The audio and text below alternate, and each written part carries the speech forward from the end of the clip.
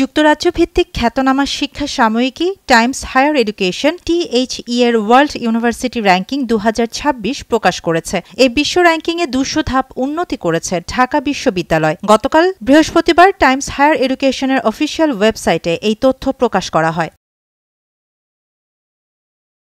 এবছর ঢাকা বিশ্ববিদ্যালয়ের অবস্থান 801 থেকে 1000-এর মধ্যে, যেখানে গত বছর এটি ছিল 1001 থেকে 1200 র্যাঙ্কিংয়ের মধ্যে। একই সাথে বাংলাদেশের সেরা বিশ্ববিদ্যালয় হিসেবে অবস্থান ধরে রেখেছে ঢাবি।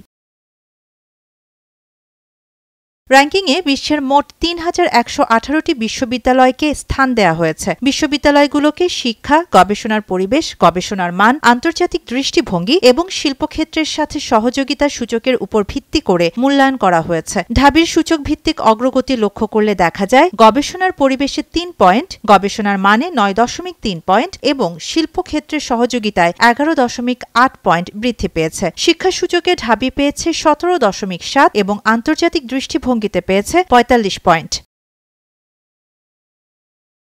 ঢাকা বিশ্ববিদ্যালয়ের বিশ্ব র্যাঙ্কিং উন্নয়নের লক্ষ্যে ভিসি অধ্যাপক ড. নিয়াজ আহমদ খানের নেতৃত্বে 16 সদস্যের একটি বিশেষ কমিটি দীর্ঘদিন ধরে কাজ করছে। এই সাফল্যের জন্য বিশ্ববিদ্যালয়ের শিক্ষার্থী সহ সংশ্লিষ্ট সবাইকে অভিনন্দন জানিয়ে তিনি বলেন, এটি ঢাকা বিশ্ববিদ্যালয়ের একক নয়, এটি বাংলাদেশের উচ্চশিক্ষার উন্নতির প্রতিফলন। কোয়াকওয়ারেলি সাইমন্স র্যাঙ্কিংয়েও ঢাকা বিশ্ববিদ্যালয় দেশের সেরা বিশ্ববিদ্যালয় হিসেবে বিবেচিত এবং বিশ্বে তার অবস্থান 584তম। শাহানা জাহান, নয়াদিগন্ত।